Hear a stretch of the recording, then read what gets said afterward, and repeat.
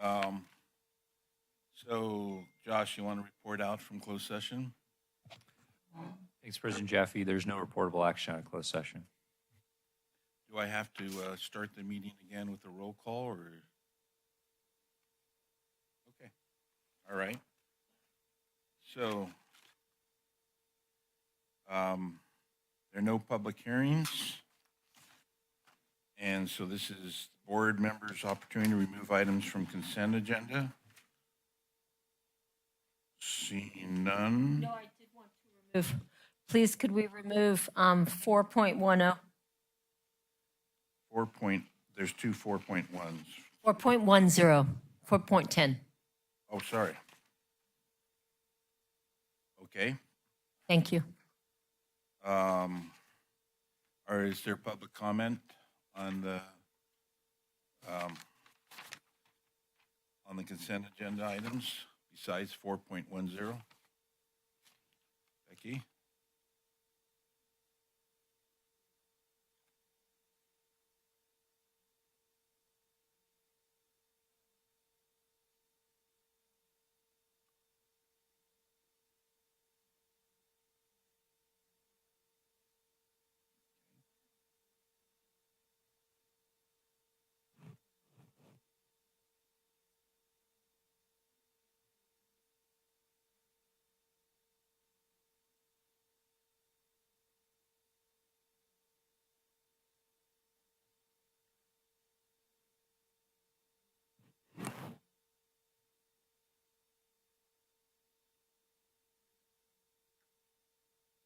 All right.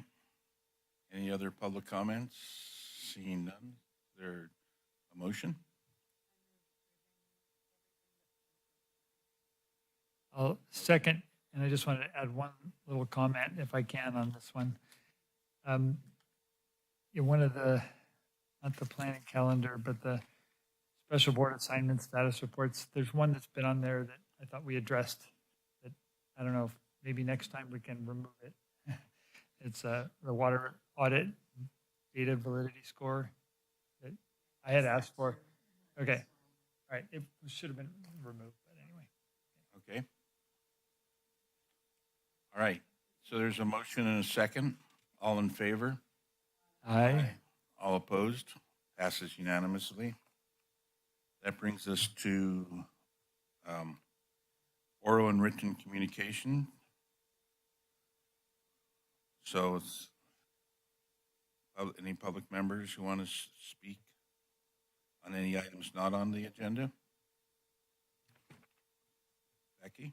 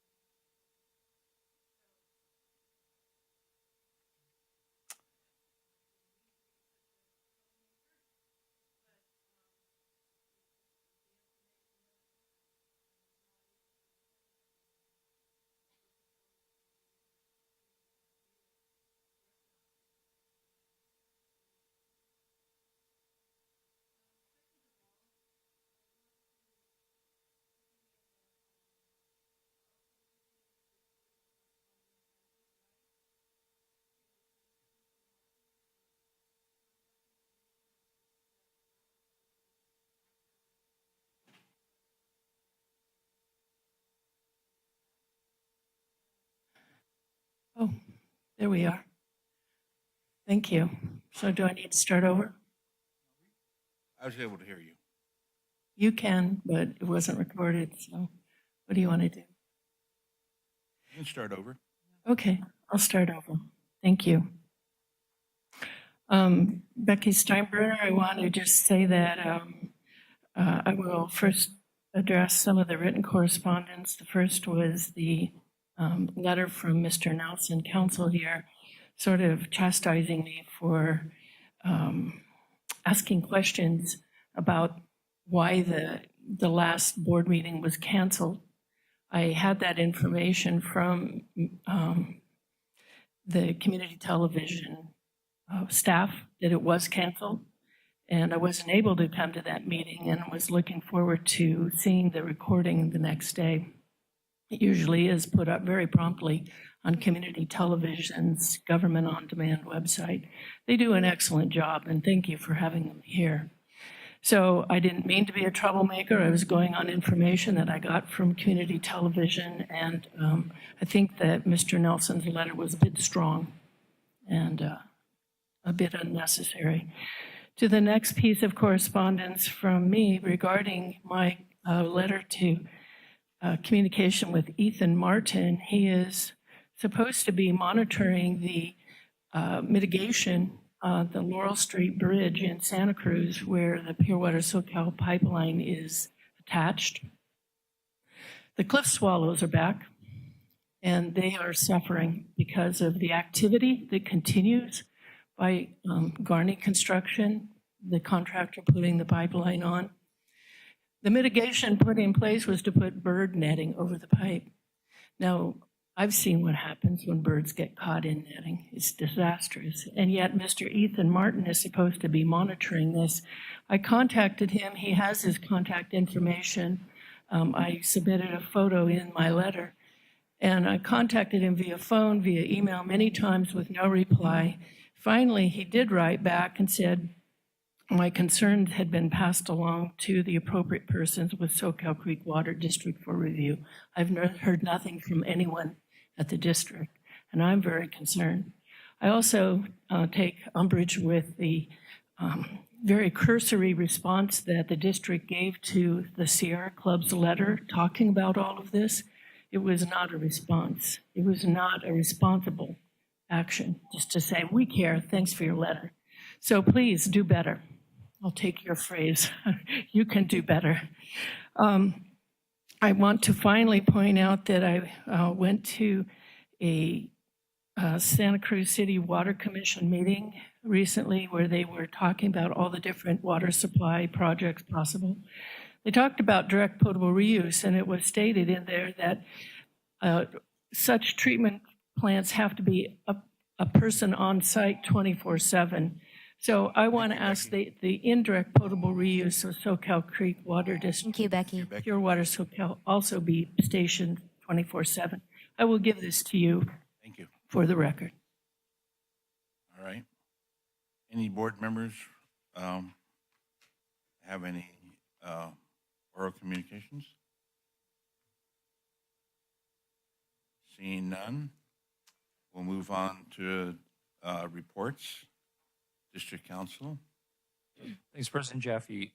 Just a quick one. I wanted to make sure that the board was aware of a actually U.S. Supreme Court case that came out last month, which dealt with when a public official's social media can be considered basically subject to the First Amendment in a way it would be if it was sort of an official district social media channel.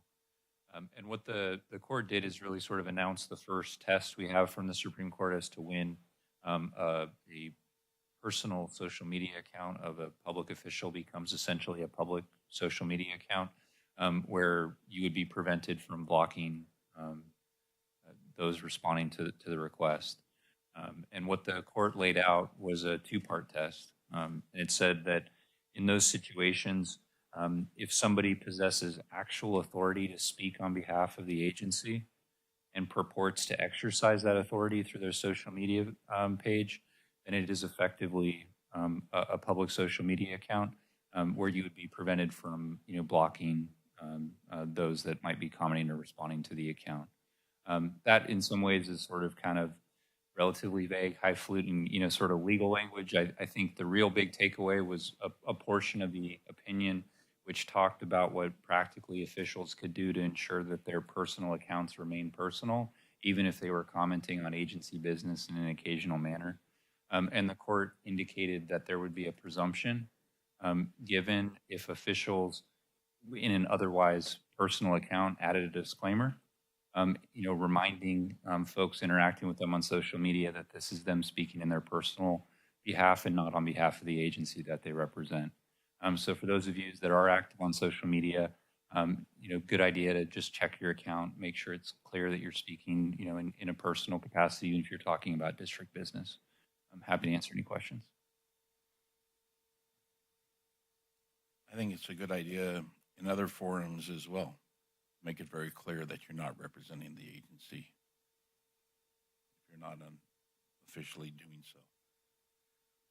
Okay, that brings us to administrative business. We do have a conditional will serve. Taj? Good evening. Yeah, this item was on the previous board meeting agenda that was postponed. It's a relatively simple single-family home on a larger lot, and that's why you're seeing it, is that it's a 2-acre plus lot. But the proposed development, it's a steep lot, wooded lot, but it's coming to you for approval. I don't see any real major changes other than a normal house on a 2-acre lot on a hillside. All right, thank you, Taj.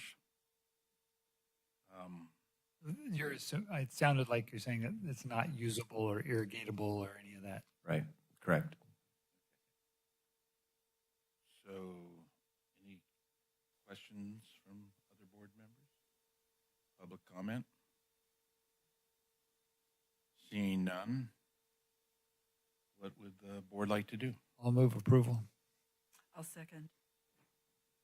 So Tom and Carla, all in favor? All opposed? Passes unanimously.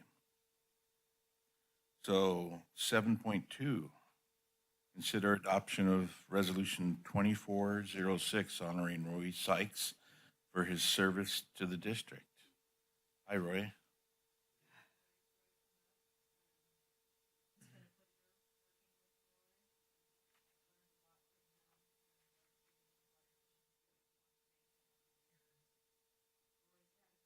your mic on? Nope, sorry. Roy's had a hand in basically all of the conservation programs that the district has rolled out and implemented over the years.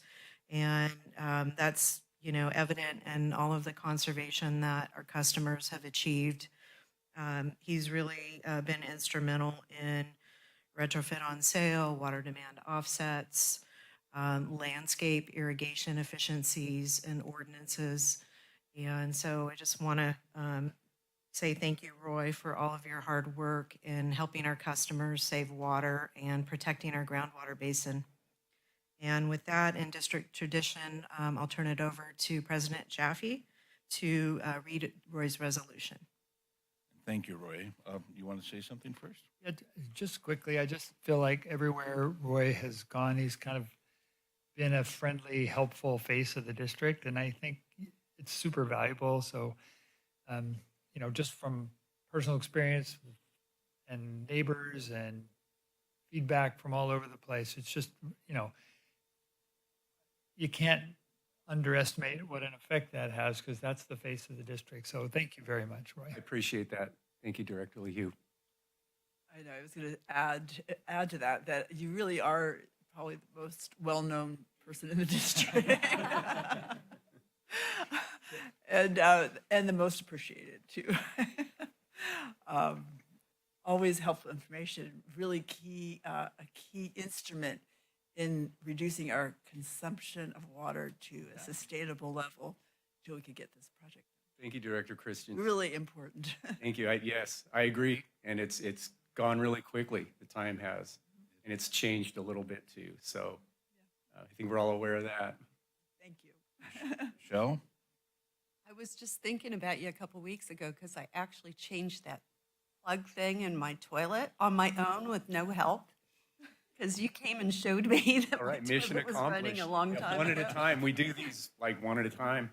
And Yeah. it really does have a multiplier through the community. So your knowledge is is very powerful. And I've given your name to neighbors that say anything, and I know they've been happy, so I haven't heard a bad thing yet. Good. That's awesome.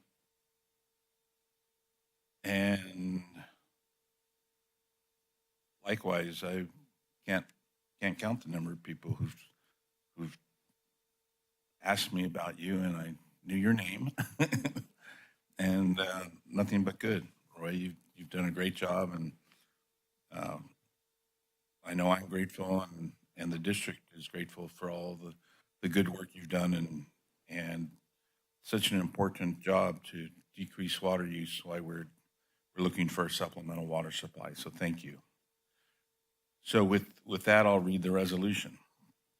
So resolution number 24-06, resolution of the Board of Directors of the Soquel Creek Water District in appreciation of Roy Sykes upon his retirement, April 8th, 2003 to April 29th, 2024. So the Board of Directors of Soquel Creek Water District at its April 16th, 2024 meeting made the following findings. Recitals. Whereas Roy was hired by the district in April 2003 and has proudly served our customers as the conservation specialist for the entirety of his career, and whereas Roy is retiring from the Soquel Creek Water District, serving the public and our community for 21 years, contributing countless working hours, creating and supporting water use efficiencies in homes and throughout local businesses, and whereas Roy has been the constant connection for our ratepayers in the implementation of district water conservation efforts, programs, and processes, sharing his technical knowledge and providing guidance on ways customers can save water and money. Roy also guided numerous customers through the district's new water service process, including meeting water demand offset program requirements, the retrofit on sale program, and the rebate program. And whereas Roy is a committed public servant who builds relationships and supports his fellow staff, having served as a representative on the SEIU bargaining team and negotiating 3 labor agreements in 2008, 2012, and 2016. And whereas Roy is respected by his colleagues, is a true team player, has a big, giant heart, and readily steps in to help when needed. And whereas Roy is dedicated to reducing his climate footprint by cycling into work even in the most inclement weather. And whereas Roy always has a great story to share on his many backpacking and cycling trips. And whereas Roy's superpowers are setting irrigation system timers and predicting football scores. Good to know. And whereas Roy has been the bastion of the Soquel Creek Water District's home and business on-site conservation efforts for over 2 decades, in 2017, he was selected as one of the 14 community heroes under the annual community assessment project based on his WaterWise home and business survey work, which has helped our customers significantly lower water use, thereby helping to protect our community's groundwater supply. His positive legacy on the district will be felt for many years to come, and now, therefore, be it resolved by the Board of Directors of Soquel Creek Water District that Roy Sykes is hereby recognized for his dedicated 21-year career and to his countless contributions to the district. And we all join in extending our sincere appreciation for his loyalty, professionalism, and years of service as we wish him an adventure-filled and well-deserved retirement. All right, so we now have to vote on this. I'll move approval of that resolution.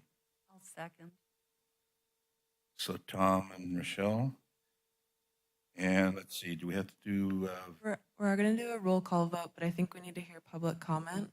okay, public comment. Thank you for the reminder, Mackenzie. Thank you. Thank you. Thank you for your service. And thank you for your kindness. I am not a customer of the district, but I talk with many, many people who are.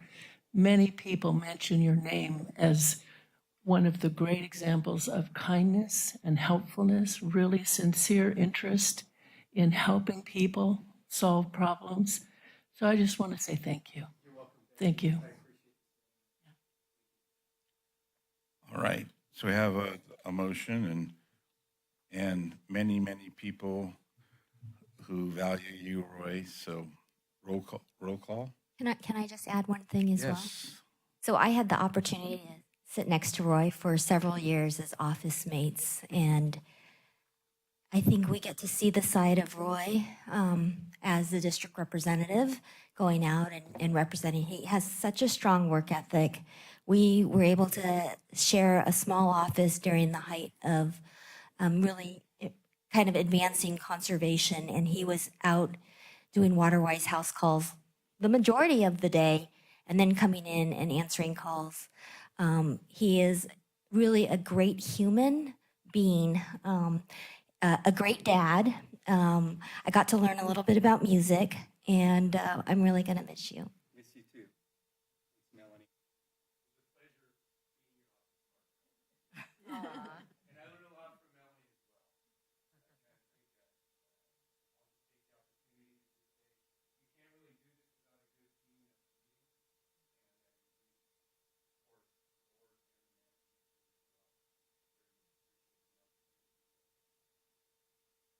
All right. Okay, so now roll call? Director Balboni, Yes. Vice President Lather, Yes. Director LaHue, Absolutely. Director Christensen, Yes. President Jaffe. Definitely. Thank you, Roy. Roy, you want to come up and take some pictures? Picture? Oh. Okay.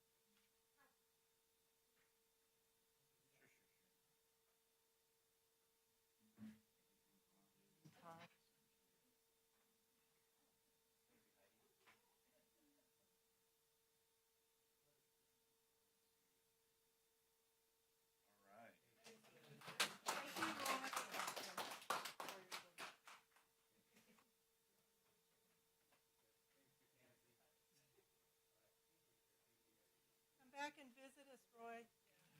Sure will. I'll check in every now and then. Get some postcards from me here and there too. Okay.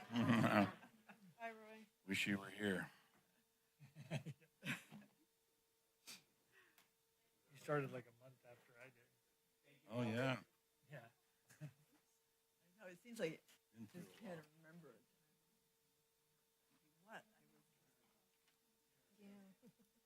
All right, well, that brings us to 7.2, consider adoption of resolution, oh, we already did that, sorry.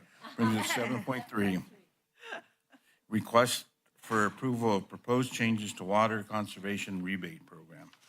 And that's you, Shelley? That would be me. Right.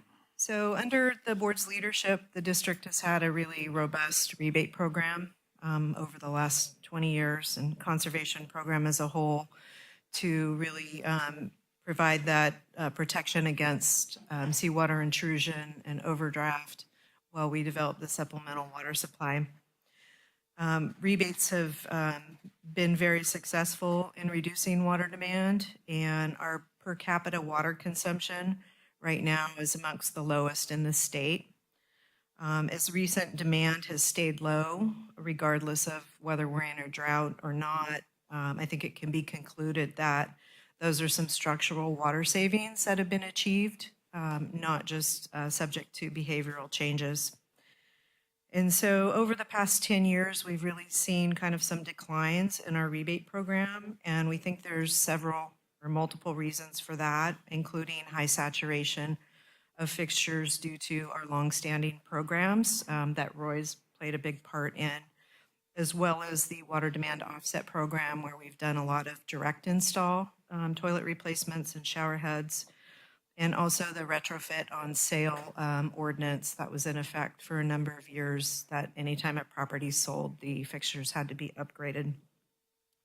Building and plumbing code requirements mandating high efficiency fixtures have been in effect, I think, since like 2016. And that, has required all new construction and remodels to be more efficient. Advances in technology, things have come a long way since 2000 when, toilets were, I think 1.6 toilets were just coming out, and now we're down to 0.8 gallon per flush. Greater market availability and cost parity of efficient fixtures and devices, and natural replacement of aging fixtures. So we think those are all some of the things that are resulting in the numbers tapering off. We're proposing tonight for the board to consider paring down the rebate program a bit, eliminating 12 of the 19 total rebates that we have, which right now is amongst the most of any of the water utilities in the county, and probably beyond that as well.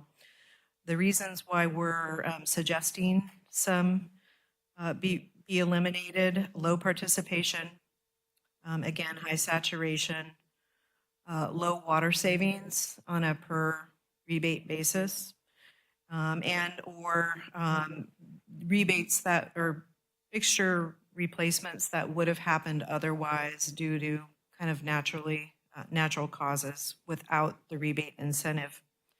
And so attachment 1 in the board memo tonight does go through each of those individual rebates and kind of list the basis why we think we may want to eliminate them at this time.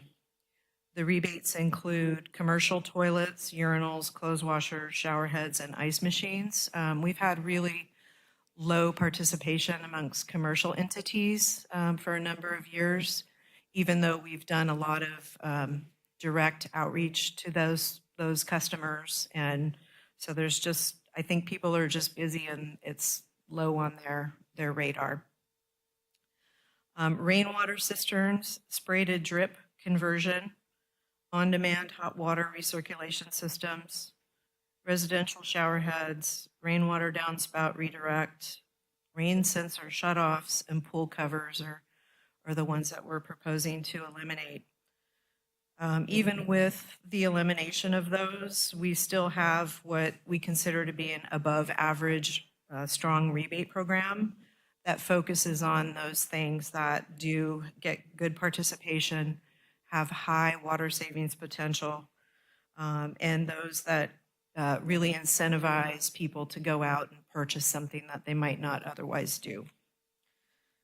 So if any changes to the program are desired, it's beneficial to also make them at this time as we're kind of looking at our whole organization, Water Resources Department, and in particular with Roy leaving, how we absorb those duties internally. And one of the things that we're also looking at doing is off-roading our longtime water conservation tracking software. That's a third-party software, and we think that we can do something in-house, much more simpler and also more cost-effective, so that'll save about $22,000 a year. So we're looking at kind of getting clarity on what you want to see in the rebate program before we actually make the switch, just to make it easier to accommodate that. Should the board approve the proposed changes to eliminate these rebates, we would grant like a 90-day grace period. We've done that with other rebate program changes over the years, where if a customer submits a rebate application within that period, we go ahead and approve it, even though we're terminating the rebate. We would also outreach those changes via our website and our monthly quick sips.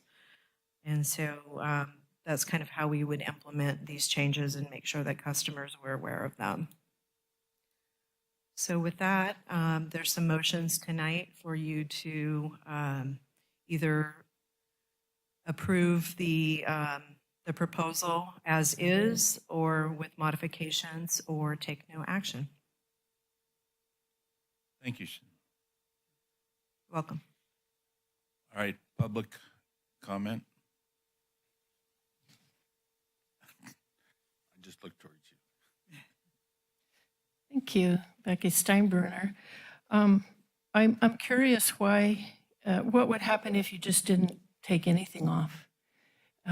I can see a perception in the public when this comes out in social media or whatever, that you're reducing the opportunities for conservation. Couple that with the overall message that the last rate increases gave by decreasing water costs for the higher users and sort of penalizing those who conserved. I think this is not going to be a very good optic that your district wants. So I would like to respectfully request that you leave them on, all of those, and do more, such as leave the conservation tracking device that you have in place. It costs $22,000, but with that level of information, can you leverage grants for larger water conservation projects? I am sorry to see commercial drip conversion go away, because I think that's a real opportunity to save further water. And I think as water prices increase sometime, there will be more commercial accounts changed to that. I would like to see the rainwater cistern collection continued. And I would like to see some addition of people who have property within Andy Fisher's recharge initiative parcels of being very good recharge, natural recharge, to have the district encourage and fund rainwater collection and recharge at their homes and commercial sites. It is a public requirement of the county that they keep Becky? the stormwater on the premises, All right. commercial accounts. Thank you. No other, wait, there was another public comment? Marilyn?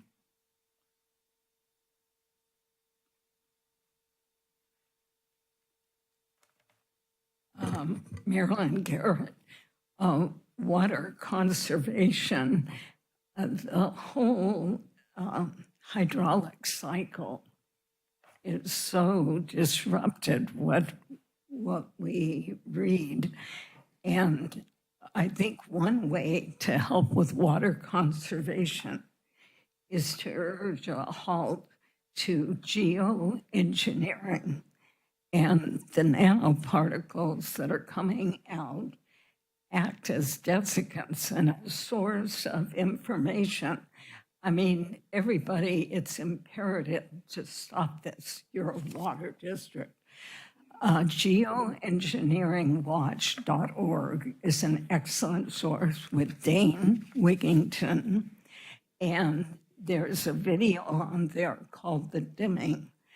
But what is in our water is so toxic that can't be removed with these aluminum, barium, strontium, nanoparticles, microplastics.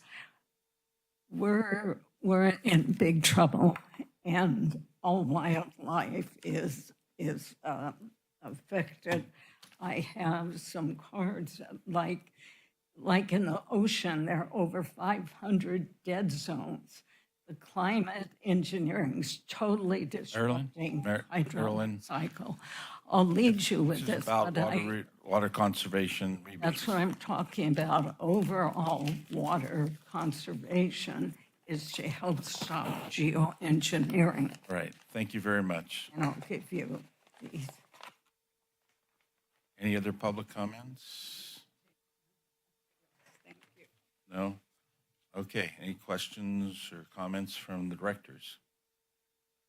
Tom? So through the last 20-something years, 21, that we've added rebates. I mean, I know you said it's nice to kind of make a decision now, but we can always add another rebate if something comes up, correct? Sure. Seems like we've done that over the years. Like if somebody comes up with an idea that might have better, participation or water savings. Okay, I just wanted to clarify that. It's like not like this is the end all be all. It's just like saying, okay, this is the stuff that nobody's using. I mean, some of these there's just zeros for the last few years. So Yeah, and there's a whole lot of information on the website on each rebate that does have to be maintained and kept current. We try to provide information to customers about where to find some of these fixtures, links to Water Saving Tips website or Gray Water Alliance for the gray water rebate. So those things, even though, nobody's using them and there's maybe the thought that why don't we just keep them because it doesn't take any staff time, but we do have to maintain both the website information and the rebate forms. And so anytime there's program changes, we have to change all 20. So if there's things that aren't really useful, we may want to consider eliminating them to make it more efficient for staff to manage what we do have and really focus on the things that we've kept. I mean, I guess, and me personally, most of those are fine. I have a little trouble with just this last fiscal year, 5 commercial clothes washers, because that seems like, even though there's not high participation, it still seems like it saves a lot of water in a commercial washer. But anyway. Any other? Yeah, just really quick, I'm so happy to see that we're responsive and the district is continuing to prioritize the conservation, but making changes and responding. I would consider keeping the rainwater cisterns. I think that's a really cool thing. I have one. I think they're great. The district has one. So just my 2 cents. Thank you. I speak from the other side. I have done all those energy saving, the water saving appliances and toilets and things like that, but I don't think it was ever on my radar to apply for a rebate. And I have a feeling most of the district is that, even though I know it was on their website, it wasn't from lack of information. It was just like, well, I need to do this, and that's what I'm doing right now. And so I think some of the ones I'd like to know what, if someone next year after if this were to be expired, some of these things came and said they wanted a rebate, what would for some discontinued a pool cover, for example, what is involved to processing that, since I never went through the process? So the rebate application comes in, it used to go to Roy. He would verify that it met the rebate conditions, and they vary.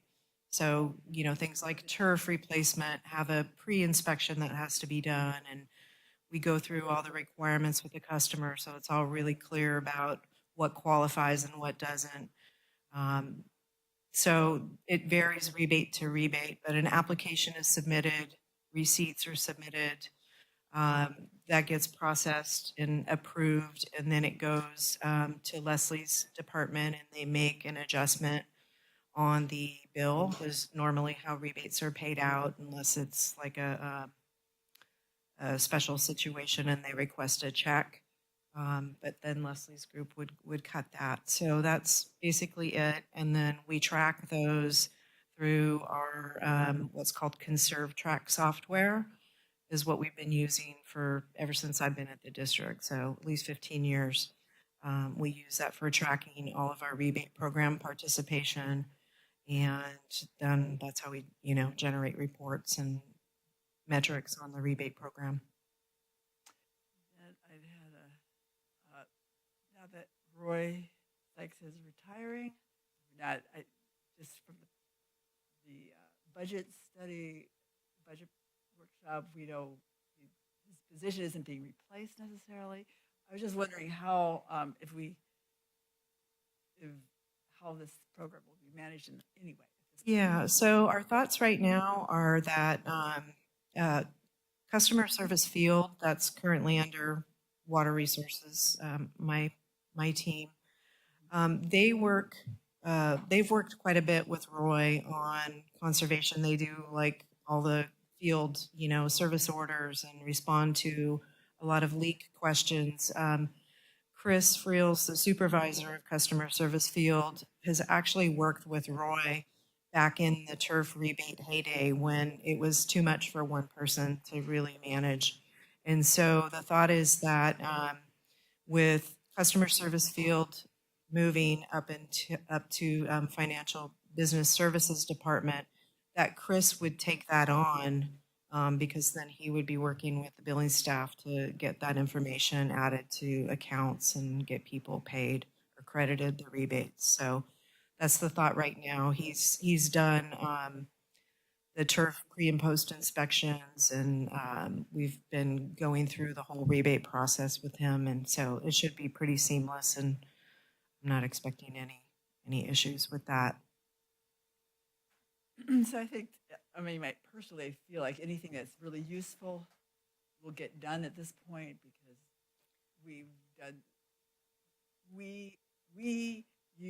the department has done so much work in raising awareness on water conservation, but I also think there's a goodwill, so I'm in favor of keeping the ones that you had, and I'd be open to switching some of the proposed eliminated rebates if someone has a passion for those, but personally I'm fine with the proposed current list. Any other comments? I have a question. Yeah, go ahead. The sub-meter one, I guess I'm not clear on how that's working for a rebate.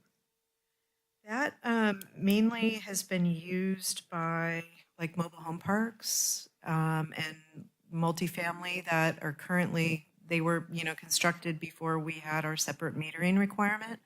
So they're served by one meter, but they desire to have better water management. And so we give a rebate for them to put in sub-meters that they own. They're not the district's meters. They're their meters. And then oftentimes they go through the extra process of getting those certified through the weights and measures of the county so that they can bill their residents by unit.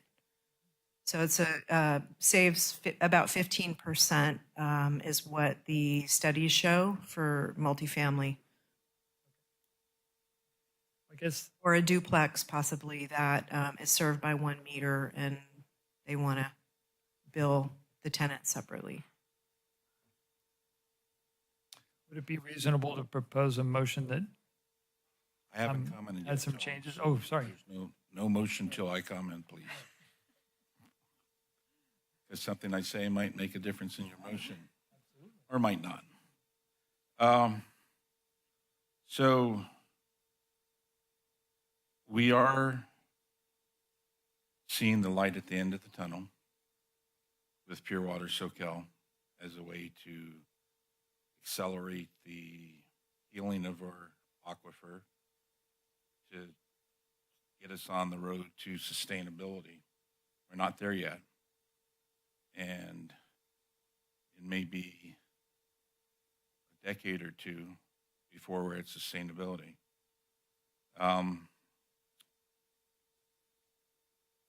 Let me see if I understand correctly. The reasons to get rid of these are because the web page has to be maintained on your list.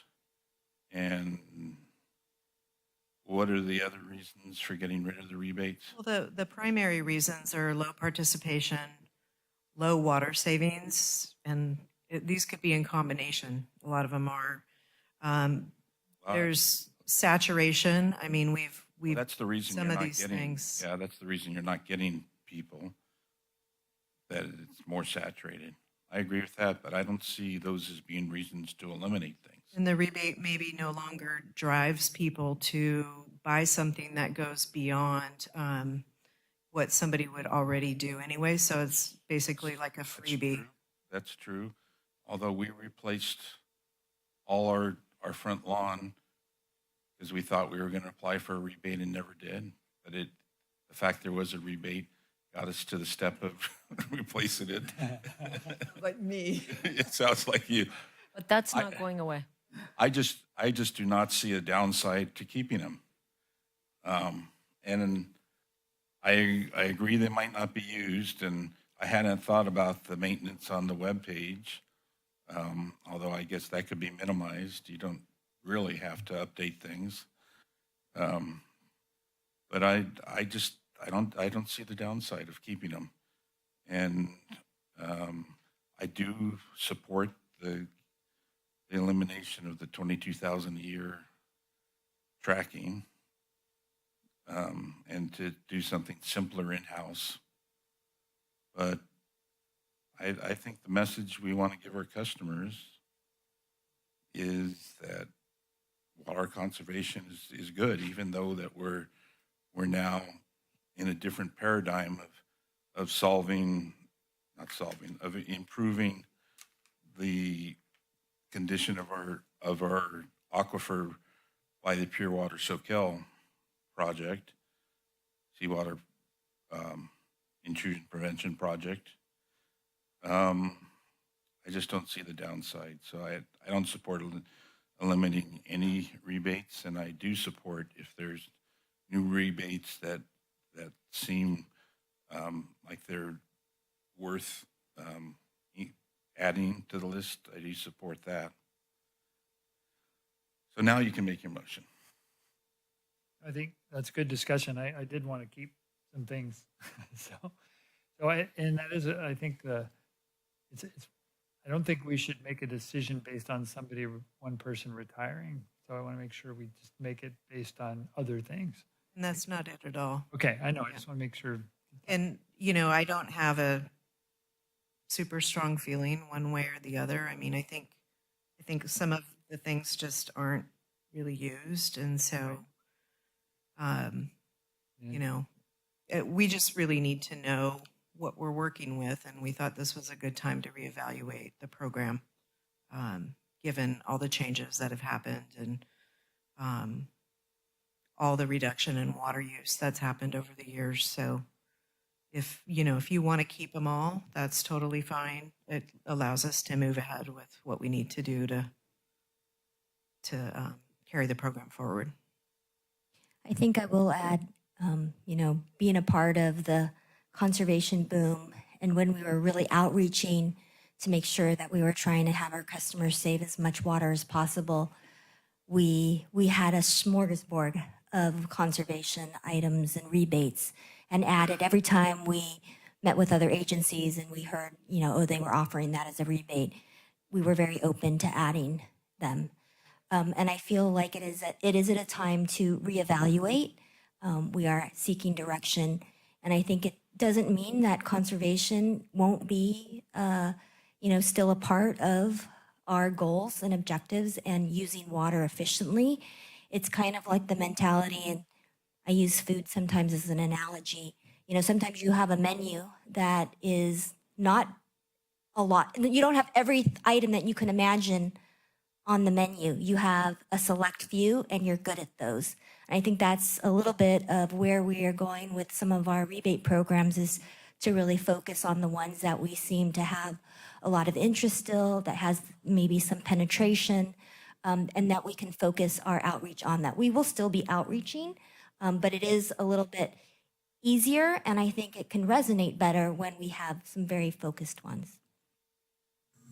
Oh, I could see that point, and I'm not advocating that you have a diffused outreach. If you think there are certain things that resonate with our customers and that will save more water, I encourage you to focus on those in outreach. I think your point was just that, you could still have them on the list. You don't have to get rid of them, but you could still focus your outreach on the ones that are most effective, Yeah. right? So, I mean, there's a couple that haven't had anything in 5 years, so. But I was kind rest- of looking at this list also as water saving efficacy, I guess. Have you ranked them just independent of whether they're subscribed to or applied for?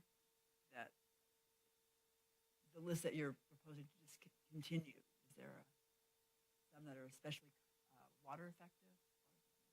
Oh, yeah, the ones that we're proposing to keep, the turf rebates, the big one. That's the granddaddy, I think, of all rebates. So, and we did bump up our rebate rate, I think back in 2017 or 2016, we went from $1 per square foot to $2 per square foot during the last prolonged drought period to encourage people, and we've kept it at that. I think it's important that we keep that one because some of the state regulations that are coming down the pipes are going to really be targeting that. And that is an expensive thing for people to do, so it does incentivize a lot of people to take that action and help them. Toilet rebates, I think keeping that one is really important because we're promoting our fixture efficiency requirements 0.8 gallons, or no, it's 1 gallon per flush, and the green building code is 1.28. So we're going beyond and driving people to seek out those, there's not a ton of them, but those toilets that actually save more water than what would normally be occurring.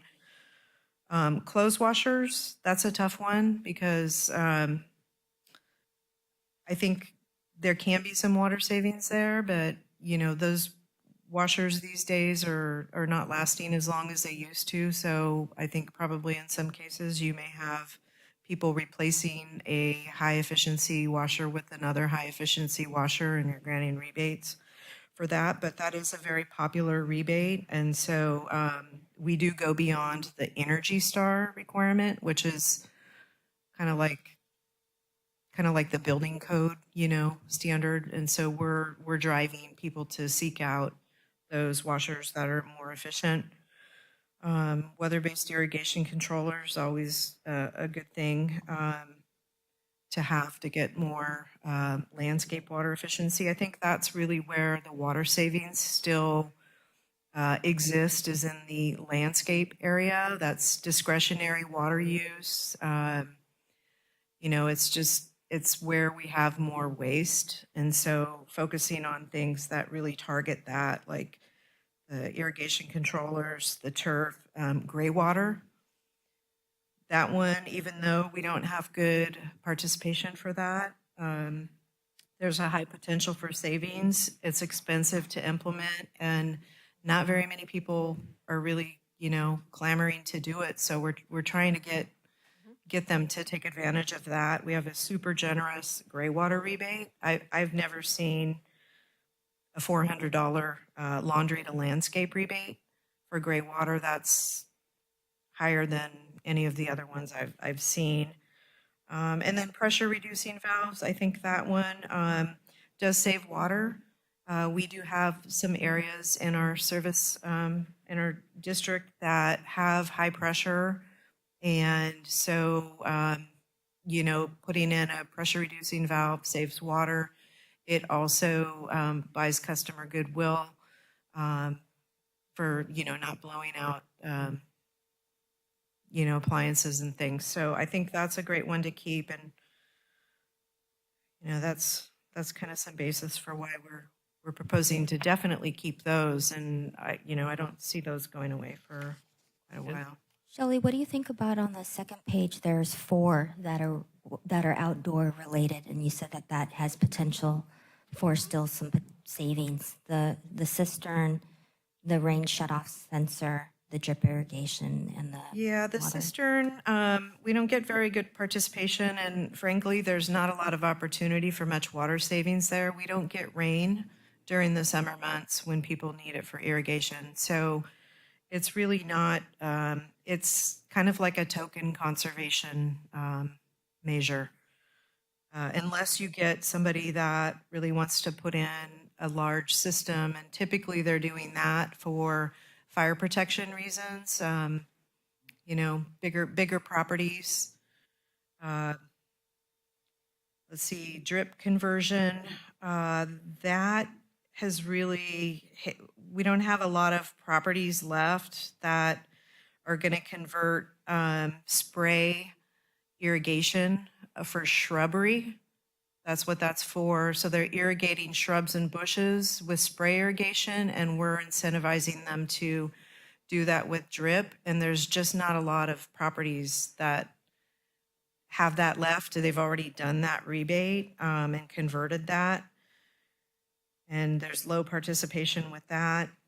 The rain sensor shut off, that one has had hardly any participation. There's not much water savings, and I don't know. If you have a weather-based irrigation controller that will, with that built in, that will take care of it, and you get a rebate for the weather-based irrigation controller. These are the much simpler like add-ons, and I don't know that they're worth keeping. It's only a $25 rebate. And was there one other one, Melanie? The downspout redirect. So that was taking your rainwater and diverting one of your downspouts to a dry well, and that really has super low water savings. And participation. We're talking about a small amount of water, and our groundwater that we're pumping is 400, 500 feet down. Is that really going to make much difference in terms of protecting and recharging the aquifer? No. So I think those are the reasons why, low participation, low water savings for that one.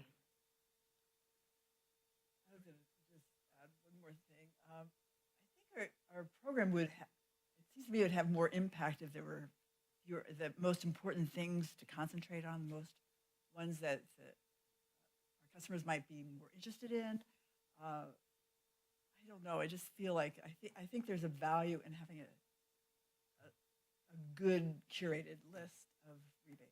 I really want to plug for that. Pool covers. Do we want to be in the business of supplying pool covers to people? It just seems like there's a lot of the list that you really Director really Christensen, value. can you speak in the microphone? Okay. The list that you come up with is very valuable, and I think we should push it, continue to push it, and highlight it. But if we have a whole page full of potential rebates, I just think it's a diluted effect. And on the other end of the spectrum, I think you can still focus on the ones that are most effective and still just not get rid of them, because I feel like for me, even if one person saves some water with a hot water recirculating system, it's still a win. And so to me, I guess, you can vote it down or whatever. My motion was going to be to keep them, but just get rid of the software, third-party software that you said you don't really need, and then just focus your efforts on the ones that are most effective, but not get rid of them. So people, if somebody says, "Hey, wow, that district really cares if I even save a little water by doing this," I don't know. That's a good point. That's my motion. Okay. Is there a second? Okay, I'll second. A reluctant second. I mean, with you in spirit, even if I really do want you to advertise the Okay. good. Any more discussion? So do we need a roll call, or can we just use the voice? Voice votes, okay. Okay. So whoever speaks loudest wins. Turn your mic on. So all in favor of the motion? Aye. No. And all against? Yes, against. That was Can I make a second motion? You have to wait for the nose So the motion passes with Director Balboni voting no. Thank you. So that brings us to 7.4, consider revisions of the leak adjustment policy. And that's you, Shelley? That's, Leslie, sorry. that's okay. Shelley and I tag team some of this all at the time. So tonight we're bringing some proposed revisions to our leak adjustment policy to the board. The last time we considered the leak adjustment policy was back in October 2018 when we were undergoing the last rate study. And now with the new rates, we do need to make some revisions to the policy so that we've got a current policy that we can adjust leaks under for the new rate structure. But in addition to that, we did roll out WaterSmart back in June 2020. It's hard to believe that was almost 4 years ago now. And so that is something to consider when we're looking at our leak adjustment policy. So when we last revisited the leak adjustment policy, the things that we adopted at that time, the leak incident or the unintended high use incident had to be reported within 3 months of the incident occurring. There was a maximum of 2 consecutive billing periods that could be adjusted. And the adjustment was offered once in a 3-year period. But if someone were to have a higher leak after their initial adjustment, if they were to then have a higher leak, they could swap out the lower adjustment for the higher adjustment. So that was something that we've been allowing people to do since 2018. Now that we're looking at WaterSmart, and we do have about 67% of district customers who have enrolled in WaterSmart. That is a number I know that there's been some interest in improving upon that. Our customers are getting notified much more quickly about leaks. We have seen our leak adjustments decrease in number and dollar value, even though the rates have increased. So that is definitely lending itself to support that WaterSmart is having an effect on leak notifications and on how quickly customers are adjusting for leaks. So we did go out and we took a look at some of our neighboring agencies and what they were doing in terms of leak adjustments. The frequency of the allowed adjustment is anywhere from once every 2 years to once every 5 years. Most people forgive unintended water use or unintended high use. Proof of repair is required, or the unintended high use proof that it has stopped. Almost everybody forgives 2 consecutive billing periods. And then the amount of the adjustment varies from agency to agency. Some people just give 50% of the amount attributable to the leak. Others forgive a little bit more, like we do. And then I think the city of Santa Cruz is probably the highest adjustment. They forgive all consumption in excess of the prior year. It is interesting to note Scotts Valley Water District did roll out their WaterSmart program not too long ago, and they have opted to suspend leak adjustments entirely. They're no longer offering them because of the rapid notification of leaks that come through WaterSmart. So when we looked at our policy again, we were making some recommendations here. There are some items that we would recommend remain unchanged. I think it is a good idea to continue to offer 2 consecutive billing periods of adjustment, because we know that leaks aren't always within a single billing period. They can cross into the next billing period. I think the idea of having an adjustment limited to one time in a 3-year preceding period is still recommended. However, that is very advantageous and establishes a lot of customer goodwill if we can swap out the higher adjustment if they should have a second leak incident within that time frame. And then our leak adjustment itself, where we forgive 50% of the water use attributed to the leak, and then we reduce the remaining 50% down to the highest tier they achieved in the same billing period the prior year, has always kind of been our adjustment. And that's a good mix between kind of where some of our other agencies are following. It's not the most stringent adjustment, but it's also not the most generous. It's right in the middle. So I recommend that we retain that as well. But some of the things that we're proposing for consideration tonight that you may want to change. Right now, they have 3 months to notify the office that they've had a leak incident. We're proposing that that be reduced to 2 months, simply because leak notifications are happening so much more frequently now with WaterSmart. We are recommending that to be eligible for an adjustment, that the customer must be registered in WaterSmart and enrolled in leak notifications. I think that would actually boost WaterSmart enrollment and really encourage people to get on that platform.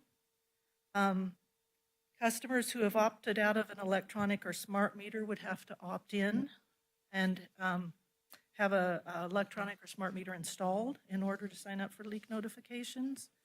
That's one of the recommendations, along with the being registered for WaterSmart. We are recommending a minimum leak adjustment amount be $25. We often get customers who want a leak adjustment for $6 or $3, and administratively, it's not worth the time it takes to process the application. So we are recommending that we set a minimum of $25. And then now that we do have WaterSmart, what we used to do is we used to calculate the amount of water attributable to a leak by comparing the current year's consumption against the prior year's consumption and assuming that that difference was due to a leak. Now with WaterSmart and the smart meter information, we can fine-tune that a lot better. So I think we should start using the meter data to calculate the amount of water lost to a leak and only rely on that year-over-year comparison in instances where the meter data isn't conclusive. And then the last one would be to any unintentional water use that continues more than 30 days after the leak notification has been sent out would not qualify for an adjustment. And that would encourage people to fix those leaks a little more quickly than they often do. So this evening, we're asking you to go ahead and take a look at the proposed changes, to go ahead, if you're agree to the changes, to go ahead and by motion approve the leak adjustment policy, or to give us direction on something that you'd like to change and we can bring it back with revisions. Thank you, Leslie. Any public comment?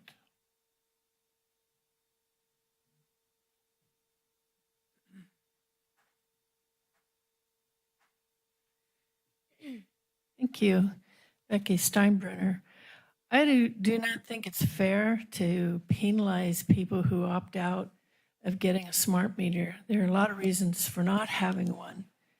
And I don't think it's right to penalize people who make the choice not to have one, that they cannot then benefit by any leak adjustment. So I'm against that. Secondly, I want to know if all areas of the district are able to opt in to the smart meters. I remember hearing your board discussing areas of the district such as Cathedral Drive and more rural areas. They can't because there's no internet connection or it's not a good connection. So I am not in favor of those changes.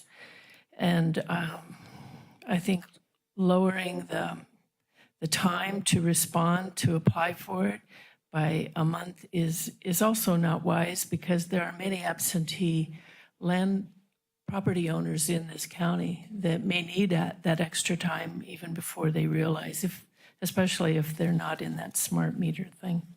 Thank you. Thank you. Marilyn? Comments on the leak adjustment policy? Smart meters, it's not a clever title, it's smart. And if you don't agree with it, by definition, you're dumb, right? Smart meters emit pulse microwave radiation. They've caught fire. They cause cancer, sleeping disturbances, all kinds of problems. And I've addressed this before. It's quite appalling to me. So I'm totally against wireless microwave technology. And every time you hear smart with everything, and I think deadly, harmful, deceptive, corporate profit. That's what it's really about. In terms of leaks here, I was thinking of, I was here when people testified about being charged enormous amounts for leaks they didn't know were taking place. I'm thinking of a larger leak thing with your so-called pure water that I call poop water, where there have been many spills with this contamination with chemicals of the water table. And where are the fines of those who approve that on behalf of the corporations for these enormous leaks? I listened to the corporate crimes reporter, not little people causing a tiny bit of damage, but the corporations, of which this poop water project is a huge part. Those are the big leaks that should be stopped. Thank you. Any questions or comments from the directors? Just quickly, I wanted to thank you for your hard work on the leak policy. Obviously, offering the leak adjustment demonstrates the district's commitment to customer satisfaction and encourages water conservation by incentivizing the prompt repair of the leaks. Thank you. I just wanted to share that I was in Hawaii in January and I got an alert that I had a running toilet. So I called up my house sitter and said, will you shut off the toilet in the downstairs bathroom? I think it's running. And so he did, and then it went away. So it has helped me like within a day, if you choose to have the alerts, of course. So I do appreciate that. And I was just going to say, it was pretty, I thought you were pretty creative in trying to, you know, craft this to be up to date and then also try and encourage people to enroll in WaterSmart and to try and know about their leaks sooner, because that'll just save more water. So I just wanted to compliment you on those new ideas. Oh, yeah, I was, at first I was a little concerned with, because I know there are a lot of non-computer savvy or internet savvy people, you know, a lot of retirees in this district and so on. But I was just wondering, if you've signed up for the smart meter, does the customer have to report it, or could you give them the noticing of a leak? We can tell when they've enrolled in WaterSmart, and we can see if they're signed up for leak notifications. Yeah, but if they had a leak and they didn't know how to access or couldn't figure out how to access leak. Typically, what they do is they get their leak notification, and if they're not sure how to find out where the leak is, they contact the office. They either email us or call us. But they're getting notified by the district. Yeah, that's what I wanted. That's I should turn this on. If we don't have a customer's email, and so they're not going to get the automated alert from WaterSmart, staff is following up on those when they exceed kind of our threshold. So we contact people by phone. If we can't get them by phone, we roll a truck out there, leave a door hanger. If we encounter leaks that are over a certain threshold, we actually shut them off at the house valve or the meter to prevent further water loss. So it's a combination effort with WaterSmart and then staff following up on doing the cleanup work, basically. I know I think it's a great program myself. And on the campaign trail, I met so many people who were just begging for for us to implement this program, but it was a complicated and challenging rollout, and you did a really good job. And Shelley, can you clarify for us how many customers we have who have opted out of the electronic? I think we only have about less than 25 customers that have opted out. And they would be given an opportunity to opt back in to claim a leak adjustment, but without having a smart meter, we really can't. It's hard to calculate the adjustment, and those leaks could run a lot longer. They could run a whole month if they started, day one of the reading cycle. They could run that whole time, and we won't even know until day 30 when we go back out to reread the meter and then notify the customer. So that's kind of the big benefit of the smart metering. And if it's an intermittent leak like a toilet, it's not always readily obvious. Correct. The phone Yeah, it might not, when we read the meter, it might not be happening, but later that day it flares up again. So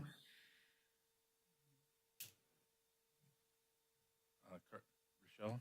Yeah, I have to get the details, but my neighbor who's 90 had leaks that she didn't know about for a while, and I'm not sure how she missed them, and it may be that she just didn't notice, but she did notice when she got her bill, and I think she called and you guys worked with her, but I'm just trying to figure out how, because people that aren't savvy with their computers or those are the ones that, they're older and they're on a fixed income and all of that stuff.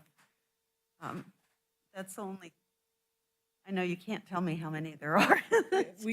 there are, but we do know there are some. Most often, especially for elderly customers, they've got a family member that can assist them with enrollment or understanding the leak notifications. In extreme instances, we could grant a variance from That's me. policy. Yeah. See? So that was going to be one of my questions. If somebody isn't able to enroll by themselves, or maybe doesn't have family members that can help them, the district will help them enroll. I take Absolutely. that's good. And then if somebody doesn't have a smart meter, I guess I'm a little confused, and they have a leak, so they will not get any money for the leak Correct. unless they put a smart meter in. Correct. That's what we're proposing. And if somebody has a smart meter and isn't in Water Smart, has a leak, They'll they be don't too get late any money for the leak unless they enroll in Water Smart. in Water Smart. Okay, that's clear. Yeah, we're just not enrolled in Water Smart. So they would still get notified by the and they're district? still going to get notified if we have, even if they're not registered for WaterSmart, but we have an email on file, the system will still notify them of a leak, but we're just now requiring that they officially register. 'Cause there's a lot more you can do with the customer portal beyond just get leak notifications. You can set high use alerts, you can set high bill alerts, unanticipated use when you're going to be away from your home, and you could say, if any water goes through this meter, I want to get an alert. Alerts can go out through email, phone, or text. So even if somebody's not computer savvy, if they register, they can opt in and set their notification to be phone, and at least get a phone call of a leak. So. Good. I set multiple notifications. Yep. You can do that too to see whether it's just your kids are home from college or whether there's something really going on. Party, yeah. Or your neighbor. We've heard neighbors who've used somebody's water when they've been on vacation. So is there any more questions or comments? I'm going to move approval. Second. We proposed. So it's been moved and seconded. All in favor? Aye. Okay. All opposed? You're opposed? Yeah, Okay. the So, way it is right now. all right. So Thank you. 4-1.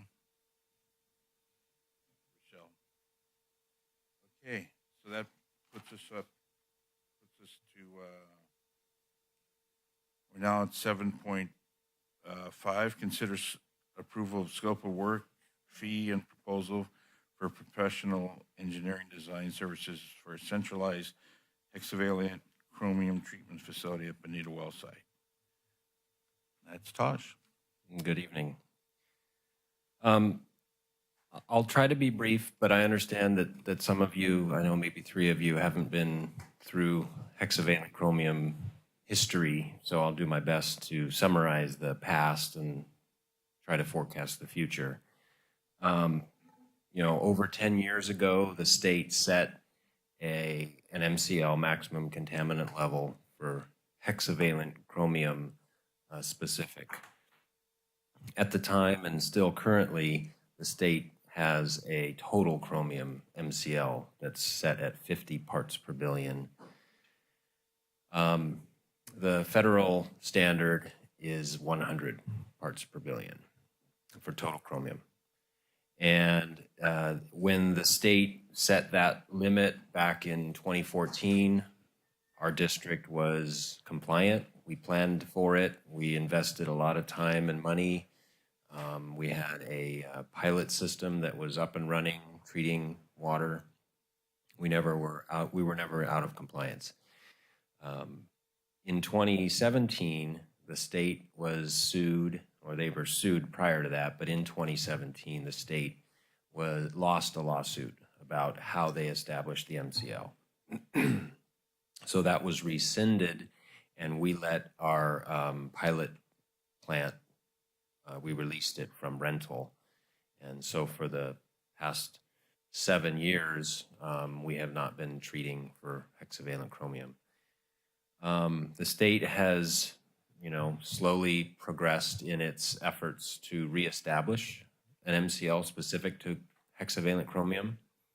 And they are scheduled tomorrow to adopt a final MCL, ironically at the same level as it was previously, 10 parts per billion. The district has 3 wells. Predominantly, the hexavalent chromium is in the Aromas Red Sands aquifer, and we have 3 very active production wells in the seascape area that are known to be above that level. So what we have done in the past is not lost. We've invested a lot of time and energy. We've actually installed raw water mains from 2 of the wells to 1 of the Bonita Well site, and that will allow us to build 1 treatment plant that can treat all 3 wells. We're trying to be proactive here. Obviously, the MCL is not in effect. We anticipate it to be approved tomorrow without much hesitation. And the reason that we're trying to be proactive is that we can't build one overnight.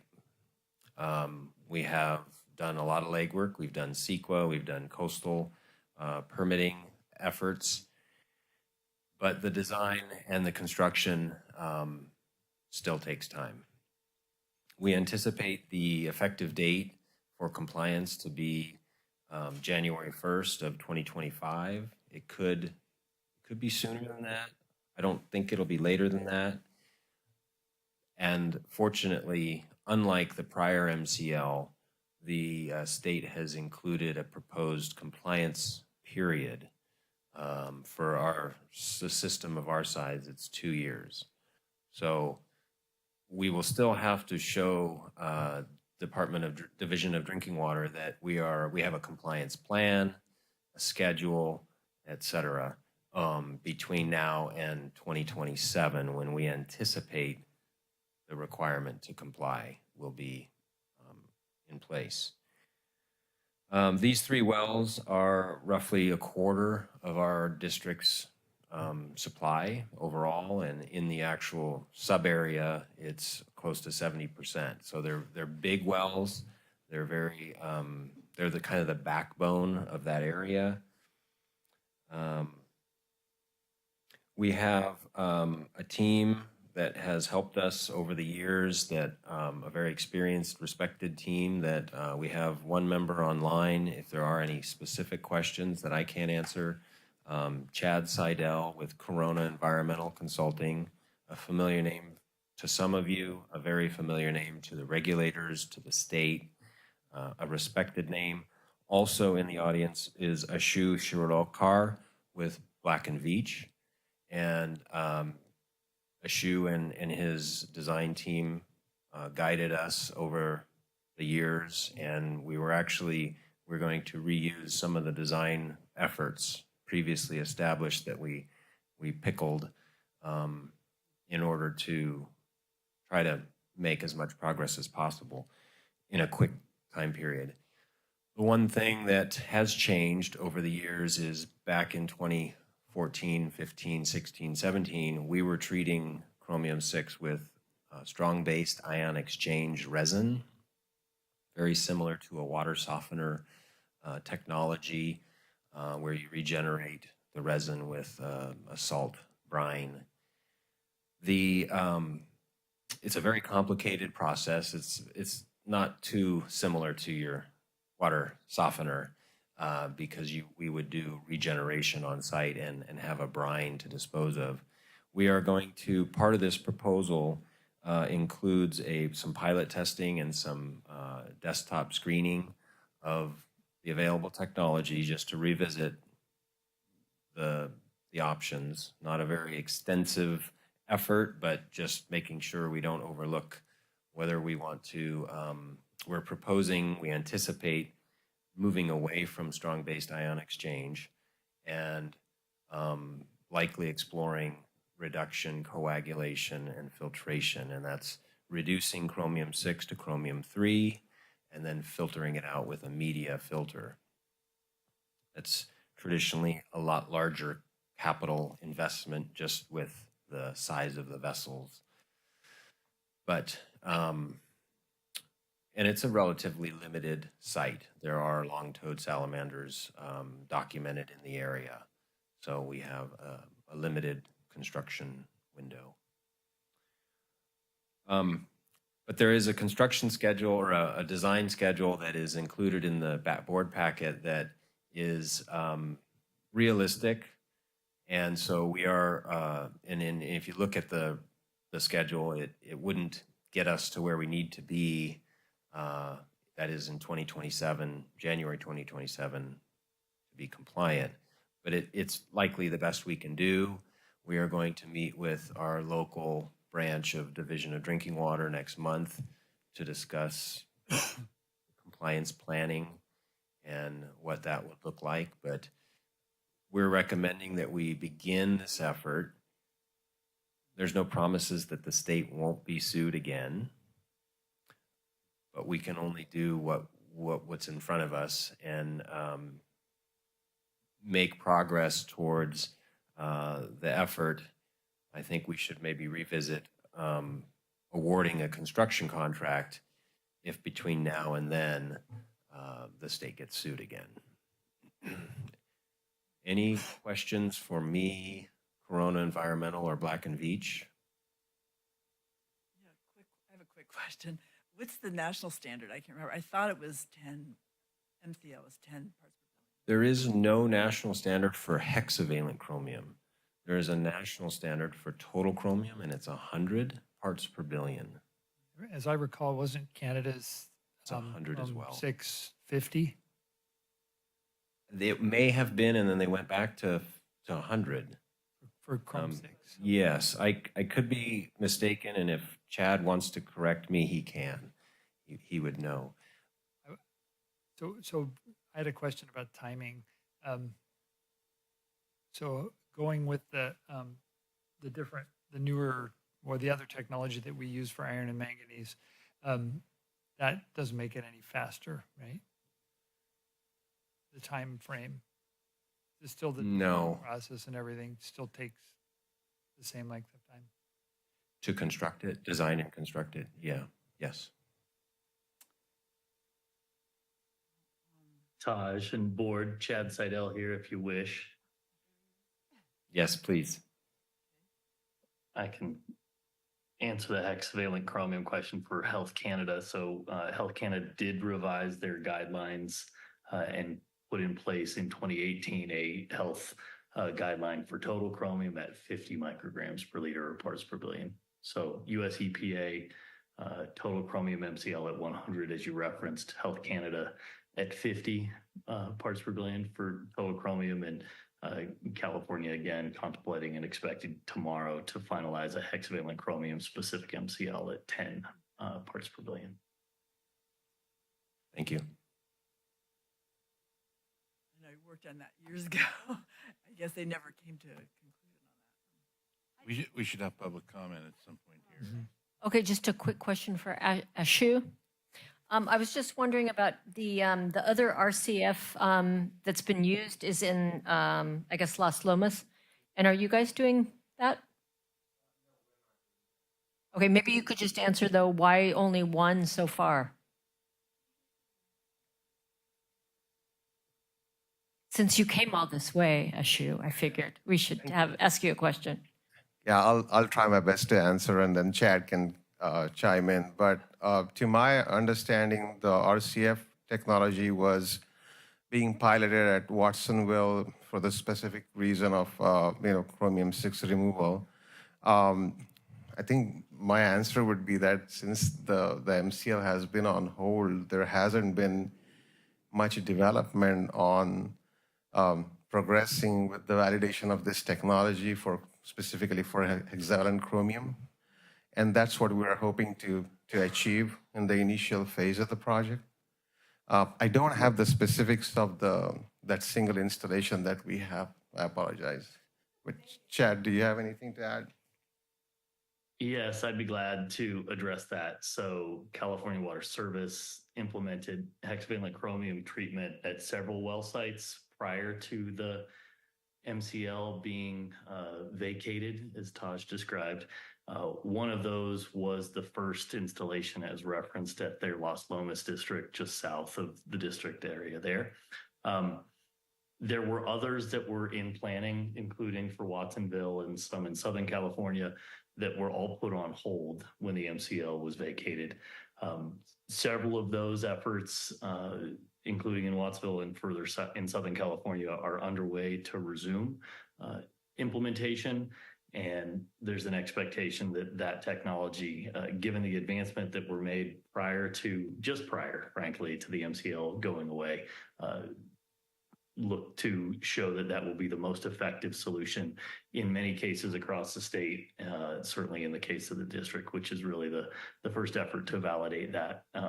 First part of the scope is to assess and revalidate that under current day conditions, given potential changes that may have occurred in the last 7 years. If I may add just one thing, the Cal Water that Las Lomas looks like that's a separate RCF technology. We did design for Cal-Am several well sites, but that used a non-regenerable ion exchange technology, which is separate from the one that district is considering before. I have another question. What about, I remember the waste brine was a problem with the strong-based ion exchange. Is that less of a problem with this? We don't anticipate it to be a problem because it'll be Reduced to chromium-3, which is an essential nutrient. Part of the effort will be working with sanitation to quantify the waste stream, and that'll be. It's like a big advantage too. It is, and so the pilot testing will establish that criteria, and I'm sure sanitation will want that information. But in addition to it, it's the same type of technology that our current staff is used to doing with iron and manganese and reducing those and filtering them. Okay. There was one, weren't you testing some other, doing a pilot? Yeah, it was stannous chloride. Yeah, that's what I thought. And yeah, very good memory. Chad is familiar with this as well. It was not, I don't believe, established as a best available technology by the state. There's There have been some, and we actually did a little bit of testing with it.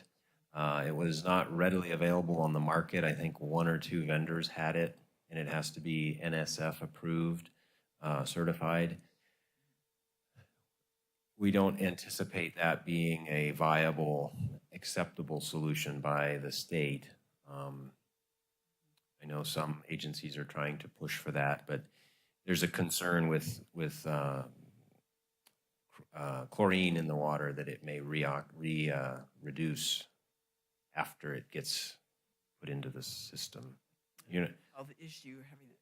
there wouldn't, yeah, there's, anyways, I don't know if you're really interested in that.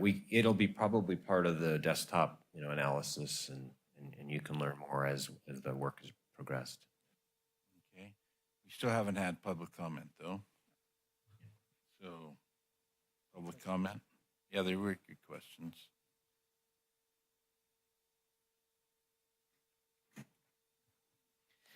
Thank you, and thank you, Mr. DeFore, for the good history to bring everyone up currently about what has happened. I did participate in some of the hearings in Sacramento on this last year, and am not surprised that this is what is happening now. So my question regarding the districts moving forward is the environmental quality study that will need to be updated. It's over 10 years old, using a different technology, and the discharge location and backwash water will have to be identified and the effects of that identified and analyzed with concrete documentation from the sanitation district if they would accept it, and if so, at what price, and how that would affect their operations. So I suppose that would be the same issue if you stayed with the Ionex technology. I'm sorry, did I say something wrong? I'm seeing you talking amongst yourself. There was just a technical problem. Keep going, please. Okay. Well, if I've said something that's not right, please correct me, because I'm only going from what I've read in your documentation. So correct me if I'm wrong. But I do want to see the CEQA aspect of this updated with new studies and definite documentation from the sanitation district as to how the waste would be handled. Thank you. Thank you. There's no other public here, so no other public comments. Any more comments or questions from the directors? Does anyone want to make a motion?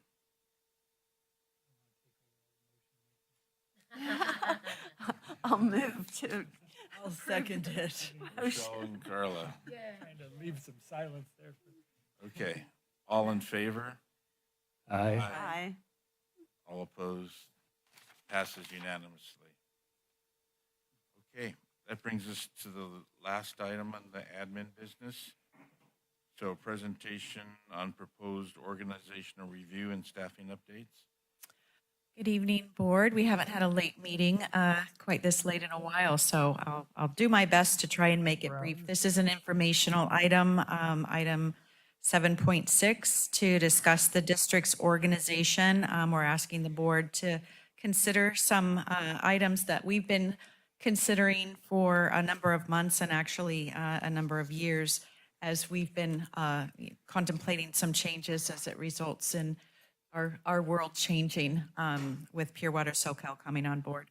And as I understand it, there'll be other opportunities to weigh in on this later. Yes, this is an informational item. We felt that this was a pretty heavy one, and so we wanted to give the board an opportunity to take a look at it tonight with an intention to bring this back for board action on May 7th, at the May 7th meeting. Thank you. So I'm going to take some time. I know we're getting late in the evening, but I think some of the details in this memo are pretty important to cover. And so I do want to take the time to go through the memo rather than doing a lot of paraphrasing and summarizing. And I really want to have an opportunity to open up if questions have come up in your review or as I discuss some of these potentials. As you know, we had a budget presentation tonight, and in conjunction with our budget process, we always take a lot of time to discuss staffing, and the information in tonight's memo is proposing some staff reconfiguration. And again, we anticipate bringing this back to the board as an action item on May 7th. We regularly assess our staffing. I come to the board quite often throughout the year with staffing adjustments that are made based upon evaluation of what's needed for our agency. And this picture is a little more broad, a little bigger than I've done in the past. And really, when we've taken a look at the recent leadership changes that are coming up with the general manager, Ron Duncan's announced retirement, and with the board's appointment at our last board meeting of Melanie Mao-Schumacher to fulfill the GM position, we really felt it was an opportune time as the board's contemplating its budget for the next fiscal year to assess the district's overall organizational structure and to ensure that our staffing is aligned to support both current and future priorities. We've got a lot of things coming up. And these staffing conversations are conversations that we've been having as a leadership team for a few years. And we've actually made some adjustments early on in anticipation of some of the changes with Pure Water Soquel coming on board. And so this is just kind of that fuller picture. We're feeling pretty confident that we know some of the assumed positions that we were holding on to for quite some time. And so as the picture is becoming a little bit more clear, we feel now's the right time to present this information to the board. So I have presented a couple of attachments that might help you follow along. We do have our current org chart and we do have a proposed org chart. So hopefully that was a visual representation of some of the changes that we're contemplating. Super helpful. Okay, great, thanks. So I'm just gonna go ahead and kick right into the effects to our departments. The first department that we'll be profiling is the Special Projects, Communications, or Outreach Department. We talked a little bit about some of the changes with Ron and Melanie, and as a result of those changes, we anticipate kind of the collapse of the Special Projects Department and kind of incorporating some staff into the admin department. And those staff would be the public outreach coordinator would move to the admin department, as well as the communications specialist would remain in the administration department. That position is limited term. That's a position that we brought on board specifically to work with outreach efforts during the Pure Water Soquel construction process. The two other positions that are currently in the Special Projects Communications Department, we have an assistant engineer too. We're proposing that position move to the engineering department. And the water resources planner position, that position was designed to really work with a lot of the regulatory and compliance and permitting, and that based upon a lot of the assessments that we've made and anticipated needs along with Pure Water Soquel, we feel that position makes a lot of sense to actually bring on as a permanent position with our agency. And so part of the proposal is changing that from a limited term position into our regular staffing plan and moving that position to the Water Resources Department. As you know, as part of this structural change, we did change the Water Resources Department a little over a year ago from Conservation Customer Service Field to Water Resources.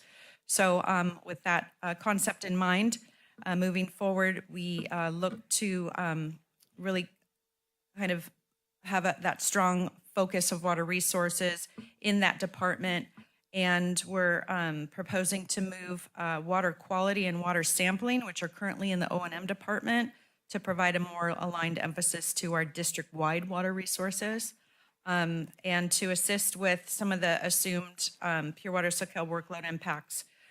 Part of the duties right now, it's always been sort of a random, duties as assigned for the water quality coordinator and our water sampling technician. They handle all of our stores keeping. So they handle all of the inventory, purchasing, supply, and distribution of our parts and materials for our O&M department. We're a small agency, and sometimes we wear funny hats. And that's one of those funny hats that we have spent a lot of time talking about as a leadership team. And we really found that, you know, definitely with maybe some of the impacts of water quality and some of the increased water sampling just made a lot of sense. How can we carve out that adjunct duty and maybe have a more efficient system? It might lend itself to some better cost savings, a little bit more focus than having it as an adjunct duty to some other positions in the agency. And so we're proposing that we carve those duties out of those two positions, keeping that in O&M and creating a part-time position to focus on that, as well as some other adjunct duties with O&M. The customer service field work unit, which is currently in the Water Resources Department, and Leslie did talk about some of this in her presentation tonight in the budget workshop. The customer service field work unit will be deployed to the Finance and Business Services Department. We hope that that will really develop a little bit more cohesion in our customer service efforts. If some of you have been on the board for a long time, you may recall the customer service field unit actually used to be part of Finance and Business Services. When we created the Conservation Department, it actually migrated back out. So it's kind of shifting back a little bit. Those two work groups, those two teams work really closely together now. And so we think that having them fall under one scope of management just kind of makes some sense in light of some of the other changes that we're proposing. Leslie did talk about a staff analyst position. We've had a 1.0 staff analyst for a number of years, and in the last 4 years, she's been working a 0.7 at her request, which we've honored. We talked to that individual, and she was interested in keeping that as a full-time or a permanent 0.7 part-time position. She does a great job at that 0.7 level, and we feel that based on her workload and anticipated, changes in water resources, that staffing level made sense for us to be able to maintain that going forward in our staffing plan, and then carving out the 0.3 of that full-time equivalent or FTE to be used for that stores position, which would be a more than likely a not as high paid position as a staff analyst level. So provides a little bit of cushion to create a half-time position in stores.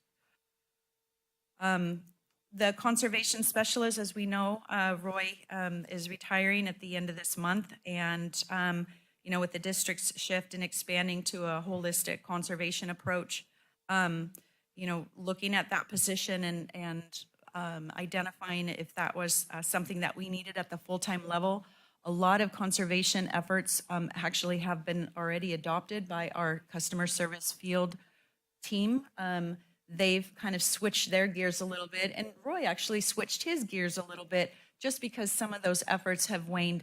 After COVID, they definitely waned. We recognized there were some efficiencies that we could build in to our conservation efforts. Roy picked up some customer service field work, and there was just a lot more sharing of some of those responsibilities. And so we really took a long, hard look at that position to determine whether or not we wanted to maintain that as a full-time position. And we felt that that FTE or that full-time equivalent might be better served in another department to be able to absorb some of the efforts that we know we're going to have to deal with on the operations and maintenance side of the house. And so we're proposing that that position be eliminated, maintaining, a good conservation efforts as we're doing right now through our customer service field unit, as well as the supervisor in that position. I think Shelley talked a little bit about that position, hanging on to some of the rebate responsibilities, as well as some of the other direct customer contact. And then, Alyssa, our staff analyst, really has been helping a lot on the conservation side, and we expect her to maintain some of those efforts as well. So again, customer service field unit moves to finance business services, reclassify the conservation specialist FTE, the water quality program coordinator and the water sampling technician would move from O&M to water resources, and the staff analyst position would be reduced from 1.0 to 0.7 FTE. The operations and maintenance department, some of the things we've talked about have already alluded to what we are proposing for the O&M changes. We would take the FTE, adding an FTE as a water systems operator, again, collapsing the FTE from the conservation specialist position. We also are eliminating an FTE actually with Melanie's position. Once she moves to the general manager, that would be the absorption of the FTE in our staffing plan. That would also move to O&M, and then adding the 0.5 stores position. Just in terms of what we've done communication-wise and how we've been talking with staff and rolled this out to our groups and to their respective labor representatives. Last week, we had each department manager met individually with their department to talk about the changes that were happening and that we were contemplating and bringing to the board tonight as an informational item. We let them know what our timeline was and sharing this information with you. We wanted to make sure that we got good feedback from them and that our intention was to bring it to the board for action on May 7th. We then, that was Wednesday, it was very choreographed, and so each department had a one-on-one conversation with their managers. And then we all got together the following morning, on Thursday morning, and we had an all-hands meeting. We felt, a good night's sleep and kind of thinking about some of these changes might elicit some good conversation the next day. And we also wanted to make sure that our employees who were hearing this departmentally, that there was a collective understanding that each person or each department heard the same set of information. So we went through it with them again the next morning and talked about the details. We had Melanie made breakfast for everyone, and we had a really nice breakfast meeting and got some good questions. We also sent notice to our SEIU, SEIU as the represented group for our field and office staff, as well as the mid-management group. Obviously, some of these changes have an impact, a potential impact to working conditions, and so we have an obligation to meet and talk. And those notices went out, and we're scheduling meetings to have discussions with them on some of the potential impacts and effects for labor. So that is, in a nutshell, what we are contemplating, and we would definitely like some feedback from the board if you have had time to think about this and looking at the packet since it's come out, and any questions I might be able to answer for you tonight. Let's take public comment first. No comment from the public? All right. Any comments from directors? A year later. No, I just trust and respect that you guys are doing a great job and doing the right thing. Yay. I just have a question. I don't know the answer, but in the proposed change in the organizational chart, is there going to be some fluidity between the Pure Water Soquel or some of those new positions targeted to interface with Pure Water Soquel project engineers and all that? There it goes. We definitely know that there'll be a lot of interface with Pure Water Soquel.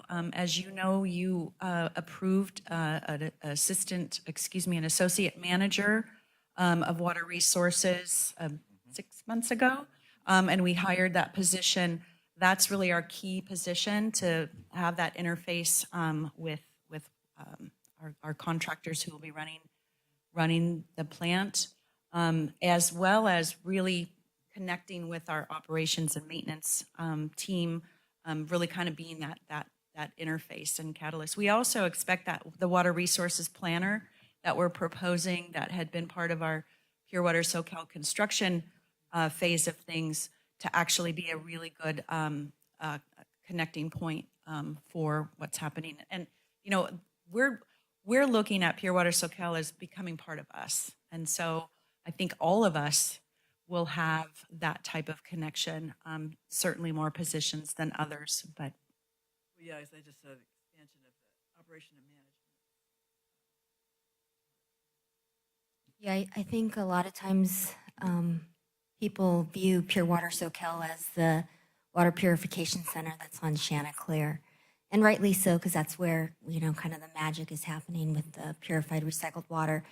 But the actual project itself is, you know, the 8 miles of pipeline, the 3 seawater intrusion prevention wells, the monitoring wells, and also the facilities down at Santa Cruz. So we see this as being kind of like what Tracy was saying, you know, it's becoming us. So whether it's interfacing with the city of Santa Cruz, with Jacobs, or within our own staff, it's going to be a day-to-day activity for everybody. A couple questions. One is just, how did you feel the staff responded to the changes at that meeting? I always pick up on the vibe of the room, and we were outside, so it was the vibe of the outside. I felt like I was so nervous for this meeting to happen. These are big changes, and change isn't always easy, and we know that, and we recognize that this impacts a lot of people. And I was actually breathed a sigh of relief in feeling that there was a receptiveness. We got feedback. We got I had, feedback that came through, just on its own. And I know all of the managers did as well. And one of the common themes we got was, this kind of makes a lot of sense. And so, I'm sure we'll deal with a little, more touchy situations as we sit down and discuss maybe some of the labor impacts. But on the whole, I felt that, there was some valid questions that came through, but on the whole, I felt like it was well received. And, people just want to know how it's going to impact them and when and where I'm going to be sitting. And so there's a lot of work to be done. This is just, kind of peeling off that first layer of the onion to really get through some of that hard stuff. Another question I had was, so Ron had an assistant general manager. So who helps you when there's a lot of stuff going on, Melanie? I think that's part of the adaptive planning in terms of our organization chart. Okay. This is what we're putting forward based upon kind of doing that analysis and assessment of where the organization is going. Again, trying to take the project and integrate it amongst our workforce. What level of effort is going to be required of an assistant general manager going forward? We're not quite sure. So I think at this point, what we're looking at is trying to identify the tasks, jobs, and responsibilities where it is today. We still have Ron here, and so it's a little bit like juggling or putting pegs where we think they go. But I appreciate the question, because I think what Tracy has continued to say to me is, we can reevaluate, and I think that's the piece that we want to continue to hold. And my last question is just, I wondered if would it make sense for human resources to be part of admin? We've talked about that a little bit, but at this time, we're not proposing that. Okay. I mean, because it seems to be setting out there by itself. I think a lot of times, how it is on paper, and then again, how we function on a day-to-day basis. I think a lot of times when we have department meetings or we collaborate with a team, we will kind of integrate already between admin and HR, or, outreach, and even would sometimes go into admin. So Okay. it is something that we've kind of talked about and thought about. Okay. Any other questions, comments? Informational only. Thank you for the presentation, and we'll revisit it in May. So that brings us to item 8. Yeah, the. Yeah, 4.10. Oh, that's right, 4.10. Wishful thinking, sorry. Oh, wait. So this was pulled from the consent agenda. Consider by Jennifer. Consider approval of contract amendment for professional legal and litigation services related to the Pure Water Soquel program. Sure. Do you want me to give a background or? No, I just had a couple things for clarity. Is that okay if I just ask a Sure. couple quick things? Yeah. So the litigant, Ms. Steinbreiner, she has brought this is the 6th lawsuit brought by this litigant. Okay. And she's not a ratepayer. Correct. That's correct. Okay. And then the physical impact to each connection in our district is $85.83. Is that correct? Each connection is costing us $85.83.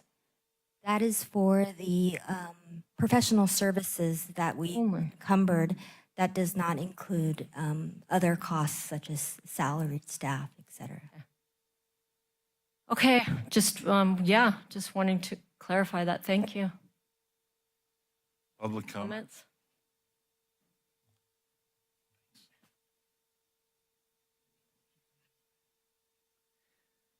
Becky Steinbrenner, the litigant. Thank you for pulling this. I appreciate it. And I can explain why I have had to take 6 different actions, because the district has kept changing the project significantly. And the original EIR was inadequate to begin with. And I'm not the only one that feels this way. I'm the only one that